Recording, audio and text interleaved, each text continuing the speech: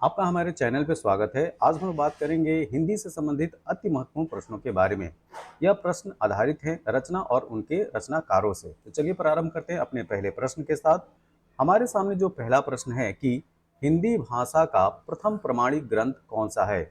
सतसई, रामलला नहछू, पृथ्वीराज रासो, अल्लाह उदल। यहाँ पे सही उत्तर है पृथ्वीराज रासो।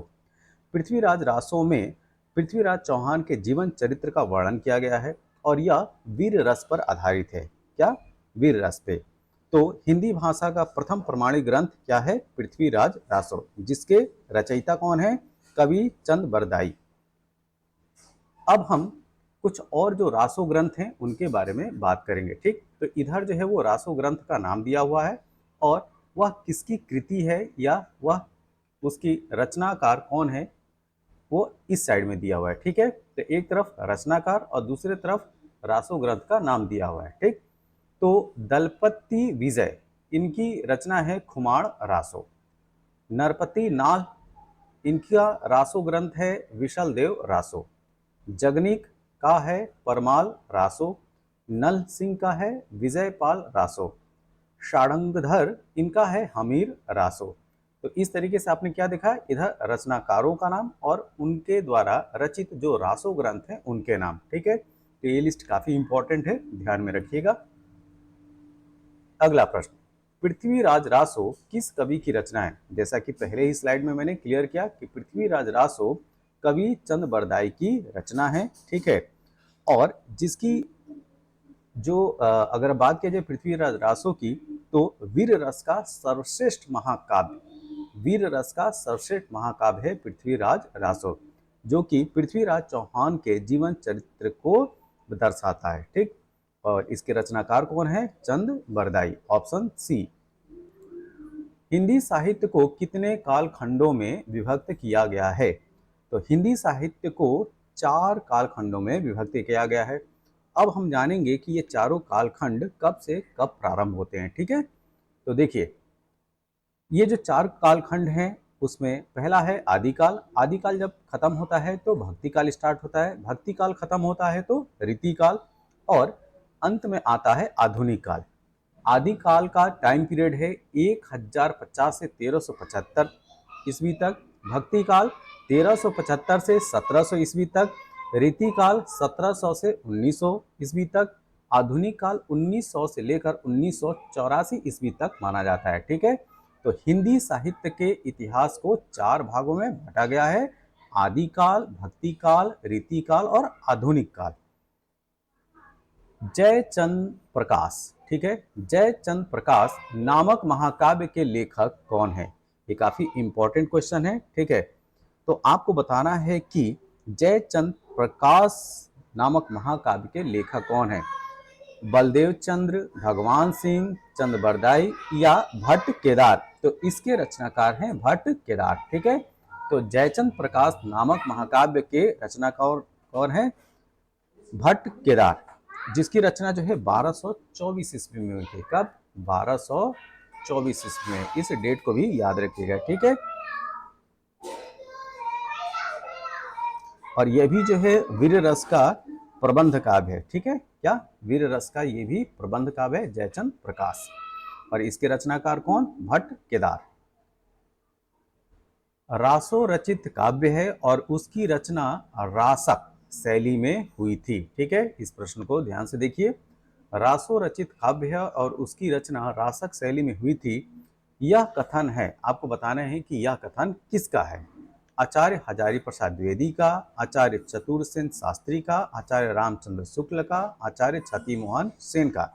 तो यहाँ पे जो सही उत्तर है वह है ऑप्शन ए, आचार्य हजारी प्रसाद द्विवेदी का। ठीक है, तो आचार्य हजारी प्रसाद द्विवेदी ने कहा था रासो रचित काव्य है और उसकी रचना रासक शैली में हुई थी। किस शैली में हुई थी? रासक शैली में हुई थी। ठीक, तो यह स्टेटमेंट किसका है? आचार्य Hazari Prasad Dwivedi, option number A. अगला प्रश्न, पृथ्वीराज रासो किस काल की रचना है? तो अभी हमने जो है वो 4 काल का अध्ययन किया। क्या? आदिकाल, भक्ति काल, रीति काल और आधुनिक काल। तो आपको बताना है कि पृथ्वीराज रासो किस काल की रचना है? तो यह जो है वो आदिकाल की रचना है। ठीक है, ऑप्शन ए। अमीर खुसरो का वास्तविक नाम क्या था? तो इस तरह के भी प्रश्न पूछे जा सकते हैं। ठीक, तो ध्यान रखिएगा, ये प्रश्न जो है वो इतिहास का लग रहा है, लेकिन ये जो है वो हिंदी साहित्य में भी इस तरह से प्रश्न फ्रेम किए जाते हैं। तो अमीर खुसरो का वास्तविक नाम क्या है, ये बताना है आपको। तो अमीर खुसरो का वास्तविक नाम है अबुल हसन। क्या? Abul Hasan, option C. अमीर खुसरो का समय क्या था, मतलब कि टाइम पीरियड आपको बताना है। तो अमीर खुसरो का टाइम पीरियड था 13वीं शताब्दी। क्या? 13वीं शताब्दी। और यह जो है अलाउद्दीन खिलजी के दरबार में भी ये थे। ठीक है, तो थोड़ी सी और जानकारी लेते हैं। तो अमीर खुसरो का जन्म जो है वो 1253 ईस्वी में, कब हुआ था जन्म इनका? 1253 ईस्वी में हुआ था। और इनका जन्म उत्तर प्रदेश में हुआ था। इनका जन्म जो है उत्तर प्रदेश के एटा जिले में हुआ था। ठीक, और इनका वास्तविक नाम, अभी जो हम लोगों ने इससे पहले वाला जो प्रश्न देखा था, ठीक है, अबुल हसन, तो इनका वास्तविक नाम क्या था? अबुल हसन। जन्म हुआ 1253 में उत्तर प्रदेश के एटा जिला में, और इनके गांव का नाम था पटियाली। क्या नाम था? पटियाली। ठीक है, ये याद रखिएगा। ठीक है, इनके गांव का नाम पटियाली था। और अमीर खुसरो को हिंद का तोता कहा जाता है। ठीक है, क्या? हिंद का तोता। तो अगर आपसे पूछा जाए कि हिंद का तोता किसको बोला जाता है, तो अमीर खुसरो को। और इनका मतलब कि वास्तविक नाम क्या था? अबुल हसन। खड़ी बोली के सर्वप्रथम कवि माने जाते हैं। तो खड़ी बोली के सर्वप्रथम कवि जो है वो अमीर खुसरो को बोला जाता है। ठीक है, किसको? अमीर खुसरो को। तो अमीर खुसरो खड़ी बोली के सर्वप्रथम कवि माने जाते हैं, ये चीज याद रखिएगा, ऑप्शन बी। यहाँ पे खाली स्थान है, आपको जो है उचित ऑप्शन जो है भरना है। मैथिली के सुप्रसिद्ध कवि हैं, आपको बताना है कि मैथिली के सुप्रसिद्ध कवि कौन हैं। तो ये हैं विद्यापति। तो विद्यापति मैथिली के सुप्रसिद्ध कवि हैं। और विद्यापति ने पदावली की रचना मैथिली भाषा में की है। ठीक है, तो विद्यापति की रचना का क्या नाम है? पदावली, जिसकी रचना इन्होंने मैथिली भाषा में किया था। ठीक है, और इसी कारण इन्हें जो है मैथिल कोकिल भी कहा जाता है। क्या कहा जाता है? मैथिल मैथिल कोकिल। क्या? मैथिल कोकिल। इनको इसी वजह से जो है मैथिल कोकिल भी कहा जाता है।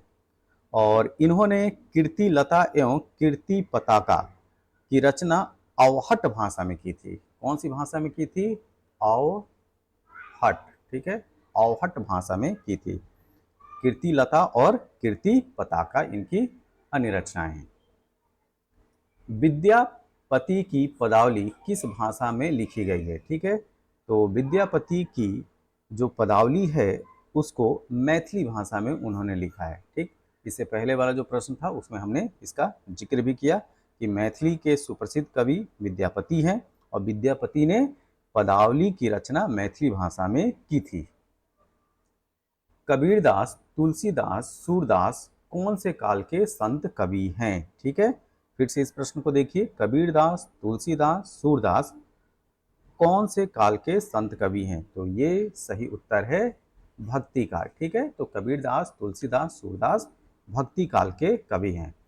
अब हम जानेंगे कि आदिकाल, भक्ति काल, रीति काल और आधुनिक काल के जो अन्य कवि हैं और उनकी क्या प्रमुख रचनाएं हैं उनके बारे में। ठीक है, तो देखिए, ये काफ़ी इम्पोर्टेंट स्लाइड है। इसमें हमने जो हिंदी साहित्य के 4 कालखंड हैं उनके उनके जो प्रमुख कवि हैं और उनकी जो प्रमुख रचनाएं हैं उनका हमने जो है इसमें जिक्र किया है। ठीक है, तो जैसा कि हम जानते हैं कि आदिकाल 1050 से 1375 ईस्वी तक इसका टाइम पीरियड रहता है।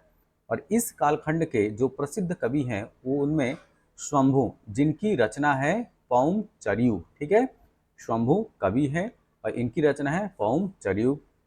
चंद बरदाई, जिसका हमने जो है अभी प्रश्नों में देखा, इनका नाम पृथ्वीराज रासो इनकी रचना है जो वीर रस पे आधारित है। सरहपा की रचना है दोहा कोश। भट्ट केदार की रचना है जयचंद प्रकाश। क्या? जयचंद प्रकाश, ये भी वीर रस का एक महाकाव्य है। ठीक, भक्ति काल में देखते हैं, इसका टाइम पीरियड स्टार्ट होता है 1375 से 1700 तक इसका टाइम पीरियड होता है। और इस काल के प्रमुख कवि हैं कबीर, जिनकी रचना बीजक, साखी, सबद और रामायणी है। तुलसीदास की रचना है रामचरितमानस, कवितावली, गीतावली, ये प्रमुख रचनाओं में से हैं। ठीक है। सूरदास, सूरदास की सूरसागर, सूर सरावली, साहित्य लहरी। मुल्ला दाऊद की चंदायन है, ये बहुत इंपॉर्टेंट है। मुल्ला दाऊद की रचना चंदायन, नाम याद रखिएगा। कुतुबन की है मिर्गावती। ठीक है, कुतुबन की क्या है? मिर्गावती। तो ये जो है भक्ति काल के प्रमुख कवि थे और उनकी रचनाएं। रीतिकाल की बात करते हैं। यह टाइम पीरियड स्टार्ट होता है 1700 से लेकर और खत्म होता है 1900 तक। ठीक है। इस काल के प्रमुख कवि हैं बिहारी लाल, जिनकी रचना है बिहारी सतसई। अगले हैं भूषण, जिनकी रचना है शिवा बावनी। अगले कवि हैं घनानंद, जिनकी प्रमुख रचना है वियोग बेली इश्कलता। ठीक है, वियोग बेली और इश्कलता घनानंद की है। मतीराम की रचना है रसराज, ललित ललाम। चिंतामणि की रचना है रस विलास और श्रृंगार मंजरी। काफी इंपॉर्टेंट है यह रचना श्रृंगार मंजरी। श्रृंगार मंजरी किसकी रचना है? चिंतामणि की। ठीक है, तो ये है रीतिकाल के प्रमुख कवि और उनकी प्रमुख रचनाएं। आधुनिक काल की बात करें, यह टाइम पीरियड स्टार्ट होता है 1900 और खत्म होता है 1984 तक। भारतेंदु हरिश्चंद्र, ठीक है, भारतेंदु हरिश्चंद्र जो है आधुनिक काल के प्रमुख कवियों में से हैं। प्रेम मालिक, प्रेम सरोवर, फूलों का गुच्छा, ये इनकी प्रमुख रचनाएं हैं। दूसरे कवि हैं जयशंकर प्रसाद, इनकी प्रमुख रचनाओं में कमायनी, आंसू और लहर। तो ये जो स्लाइड है वो काफ़ी इंपॉर्टेंट है, इसको एकदम जो है इस स्लाइड को रट के रखिएगा। ठीक है, या स्क्रीनशॉट अभी आप लोग ले सकते हैं। अगला प्रश्न, इनमें से कौन भक्तिकालीन कवि नहीं है? ठीक है, अब देखिए, अब इस तरीके के प्रश्न आएंगे तो अगर जिन्होंने ये स्लाइड जो है देख रखा है वो जो है तुरंत बता ले जाएगा कि इस तरीके के प्रश्नों का उत्तर क्या होगा। ठीक है, तो क्या पूछा जा रहा है? इनमें से कौन भक्तिकालीन कवि नहीं है? ठीक है, तो भक्तिकालीन कवियों में कौन कौन थे? सूरदास, कबीरदास और तुलसीदास। ठीक है, तो बिहारी क्या है? बिहारी जो है वो भक्तिकालीन कवि नहीं है। तो बिहारी जो है वो किस कालखंड के हैं? बिहारी जो हैं वो आप देखिए यहीं पे अभी तो बनाया था, रीतिकाल के हैं। ठीक, बिहारी जो हैं वो रीतिकाल हैं, जिनकी प्रमुख रचना क्या है? बिहारी सतसई। तो यहाँ पे जो सही उत्तर होगा वो क्या होगा? Option A. कबीर जी की रचनाएं निम्न में से किस में संकलित हैं? आपको बताना है कि कबीर जी की जो रचनाएं हैं निम्न ऑप्शंस में किस में संकलित की गई हैं। ठीक है, मिर्गावती, सूरसागर, पदावली या बीजक। ठीक है, तो सही उत्तर है बीजक। तो कबीर जी की रचनाओं का संकलन जो है वो बीजक में किया गया है। तो कबीरदास की रचनाओं देखिए साखी, सबद और रामायणी, क्या साखी, सबद, रामायणी का संकलन बीजक नाम से किया गया है। ठीक है, और जबकि जो मिर्गावती, कुतुबन, सूरसागर, सूरदास तथा पदावली, ये सारी रचनाएं जो हैं वो विद्यापति की हैं। किसकी? विद्यापति की। बीजक किसकी रचनाओं का संग्रह है? अभी हमने पढ़ा। ठीक है, तो बीजक जो है वो कबीर की रचनाओं का संग्रह है। अब हम बात करेंगे इधर जो कुछ प्रमुख रचनाएं हैं और उनके जो रचनाकार हैं उनके बारे में। ठीक है, तो बीजक के अंतर्गत साखी, सबद और रामायणी का संकलन किया गया है और किसकी रचना है? कबीरदास की। पद्मावट, अखरावट, आखिरी कलाम या मलिक मोहम्मद जायसी की रचना है। सूरसागर, सूर सरावली, साहित्य लहरी या सूरदास की रचना है। रामचरितमानस, गीतावली, रामलला नाछू, कवितावली, विनय पत्रिका, पार्वती मंगल या तुलसीदास की रचना है। किसकी? तुलसीदास की। ठीक है, अगला प्रश्न, निर्गुण भक्ति धारा का संत कवि कौन है? ठीक है, आपको बताना है कि निर्गुण निर्गुण भक्ति धारा के जो है वो प्रमुख संत कवि कौन है ये। ठीक है, तो निर्गुण भक्ति धारा के जो संत कवि हैं वो है कबीर, ऑप्शन बी। सधुक्कड़ी किसकी भाषा है? ठीक, ये भी क्वेश्चन जो है वो बार बार पूछा जाता है। सधुक्कड़ी किसकी भाषा है? तो सधुक्कड़ी भाषा है संत कबीर की, ऑप्शन सी। कबीर के प्रमुख शिष्य थे, कबीर के प्रमुख शिष्य धर्मदास थे। क्या? धर्मदास। तो कबीरदास जो है वो निर्गुण भक्ति काव्य धारा के प्रतिनिधि संत कवि थे। ठीक है, और उनके शिष्यों में प्रमुख धर्मदास थे। क्या? धर्मदास। कबीरदास जी किस शाखा के कवि थे? ठीक है, कबीरदास जी ज्ञानाश्री शाखा के कवि थे। किस शाखा के? ज्ञानाश्री शाखा के। ठीक है, तो कबीर निर्गुण भक्ति धारा में, ध्यान दीजिएगा, भक्ति धारा है निर्गुण, और निर्गुण भक्ति धारा में ज्ञानाश्री शाखा के संत कवि थे, और इनकी रचना साखी शबद रामायणी जो है वो बीजक में संकलित है। गुरु गोविंद दो खड़े काके लागू पाए, बलिहारी गुरु आपनो गोविंद दियो बताए, उक्त पद्यांश के रचयिता हैं। ये काफी प्रसिद्ध जो है वो पद्यांश है, तो इसके रचयिता हैं कबीरदास, ऑप्शन सी। कबीरदास की भाषा कौन सी थी? तो कबीरदास की भाषा का नाम बताना है, तो उनकी भाषा को जो है सधुकड़ी के नाम से जाना जाता है। अभी हमने जो है इसके पहले वाले प्रश्न में देखा, ऑप्शन डी इसका सही उत्तर है। बसही पछी बोलही बहु भाखा, करही हुलास देख के शाखा। प्रस्तुत पंक्ति के रचयिता कौन है? एक बार फिर से इस लाइन को पढ़िए। यह लाइन क्या है? यह लाइन यह कह रही है कि बसही पछी बोलही, बसही पछी बोलही बहु भाखा, करई हुलास देख के शाखा। तो यह जो प्रस्तुत पंक्ति है इसके रचयिता है मलिक मोहम्मद जायसी, ऑप्शन सी। ठीक है, तो यह जो काव्य पंक्ति है मलिक मोहम्मद जायसी के पद्मावत ग्रंथ से लिया गया है। किससे? तो जैसा हम लोग जानते हैं कि पद्मावत ग्रंथ जो है किसकी रचना है? मलिक मोहम्मद जायसी की, और वहीं से जो है यह जो है पंक्ति ली गई है। ठीक है, तो इस पंक्ति के रचनाकार कौन होंगे? मलिक मोहम्मद जायसी। ठीक है, और जायसी के द्वारा जो अन्य रचित ग्रंथ हैं उनमें जो है प्रमुख है अखरावट, आखिरी कलाम, चित्ररेखा, कहरा नामा और मसला नामा। हीरामन सुआ के लेख का उल्लेख आता है। ठीक है, आपको बताना है कि हीरामन सुआ का उल्लेख कहाँ पे आता है? तो इसका उल्लेख आता है पद्मावत में, ऑप्शन बी। ठीक है, पद्मावत में, और ये पद्मावत है किसकी रचना है? मलिक मोहम्मद जायसी की। जायसी ने किस भाषा में रचना की? तो जायसी ने रचना की थी अवधी में। ठीक है, तो जो मलिक मोहम्मद जायसी हैं इन्होंने अपनी रचना की थी अवधी भाषा में, ये ध्यान रखिएगा। ठीक, जायसी किस धारा के कवि हैं? आपको बताना है कि जायसी जो है वो किस धारा के कवि हैं। तो मलिक मोहम्मद जायसी ने पद्मावत लिखा है, और पद्मावत में जो है प्रेम प्रसंग की बात की गई है, तो कौन सी धारा हो जाएगी? प्रेम मार्गी भक्ति धारा। ठीक है, प्रेम मार्गी भक्ति धारा, ऑप्शन ए। कवि मलिक मोहम्मद जायसी द्वारा रचित पद्मावत की भाषा है। फिर ये रिपीटेड क्वेश्चन हो गया, तो ये अवधि। नेक्स्ट क्वेश्चन पे चलते हैं। जायसी द्वारा रचित पद्मावत निम्न में से क्या है? ठीक, ये क्वेश्चन काफी इंपॉर्टेंट है, तो आपको बताना है कि जायसी द्वारा जो रचित पद्मावत है वह क्या है।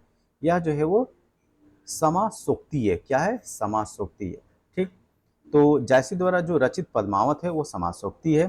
तो ऐसी उक्ति जिसमें समासिक पदों, फिर से ध्यान दीजिए, तो समासोक्ति किसको बोलते हैं? तो ऐसी उक्ति जिसमें समासिक पदों की बहुलता हो, मतलब कि बहुत ज्यादा जो है प्रयोग किए गए हों। क्या? समासिक पदों का प्रयोग जो है वो बहुतायत मात्रा में हुआ हो, तो उसे जो है समासोक्ति कहते हैं। ठीक है, तो ऐसी उक्ति जिसमें समासिक पदों की बहुलता हो उसे जो है समासोक्ति कहते हैं। और मलिक मोहम्मद जैसी की अन्य रचनाएं एक बार फिर अभी जो है मैंने बताया था, क्या? अखरावट, आखिरी कलाम, कहरा नामा और मसला नामा। निम्नलिखित में से किस मुसलमान कवि की रचना प्रेम चिंगारी है? ठीक, तो प्रेम चिंगारी किसकी रचना है? तो ये है नजफ अली, ऑप्शन डी। तो प्रेम चिंगारी रचना है नजफ अली के। किसकी रचना है? नजफ अली, याद रखिएगा। तो मुसलमान कवि नजफ अली की रचना है प्रेम चिंगारी। ठीक, रामचरितमानस में कितने सोपान हैं? मतलब कि आपको बताना है कि रामचरितमानस में कितने सोपान, या ये कह लीजिए कितने खंड हैं। तो ये हैं 7। ठीक, देख लेते हैं कौन कौन से। तो इसमें है बाल कांड, अयोध्या कांड, अरण्यक कांड, किष्किंधा कांड, ठीक है, चौथा किष्किंधा कांड, पांचवा सुंदर कांड, छठा लंका कांड और सातवां जो है उत्तर कांड है। ठीक है, तो गोस्वामी तुलसी द्वारा रचित रामचरितमानस महाकाव्य में 7 कांड हैं। ठीक, बाल कांड पहला, दूसरा अयोध्या कांड, तीसरा अरण्यक कांड, चौथा किष्किंधा कांड, पांचवा सुंदर कांड, छठा लंका कांड, सातवां उत्तर कांड। तो इनका नाम याद रखिएगा। ओके, यह हिंदी से संबंधित कुछ महत्वपूर्ण प्रश्न थे जिनकी विषय वस्तु थी रचना और उनके रचनाकार। यह हमारा रचना और रचनाकार से संबंधित वीडियो की श्रृंखला में यह हमारा पहला वीडियो था। यह वीडियो की जो अगली सीरीज है जो है 2 या 3 खंडों में जो है हम इसको पूरा कंप्लीट करेंगे। तो कम से कम 2 या 3 पार्ट में जो है ये वीडियो जो है वो कंप्लीट होगा, जिसमें हम केवल और केवल जो है रचना और रचनाकारों के बारे में ही बताएंगे। ठीक, तो यह वीडियो आपको कैसा लगा, जैसा भी लगा हो आप अपने सुझाव जो है कमेंट बॉक्स में ज़रूर दें। तब तक के लिए थैंक यू, धन्यवाद।